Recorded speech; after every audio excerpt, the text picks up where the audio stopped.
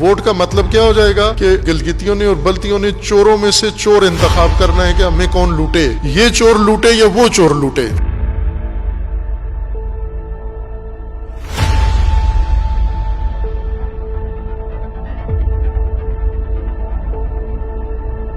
آپ اپنی زمین کو بچاؤ، یہی بہترین موقع ہے الیکشن۔ نہ کوئی قانونی حیثیت دی، نہ کوئی حقوق دیے، نہ کوئی اداراتی نظام بنایا، کچھ بھی تو نہیں کیا اور آ جاتے ہو یہاں پر دندناتے ہوئے۔ سب جماعتیں سب ایک جیسی ہیں، کوئی فرق نہیں ہے اقتدار میں ہو یا اختلاف میں ہو، چونکہ ذات ایک ہے ان سب، دین کے نام پر آئیں یا دنیا کے نام پر۔ وہ دین والے ان سے بھی زیادہ خطرناک، چونکہ وہ دو نقصان کرتے ہیں۔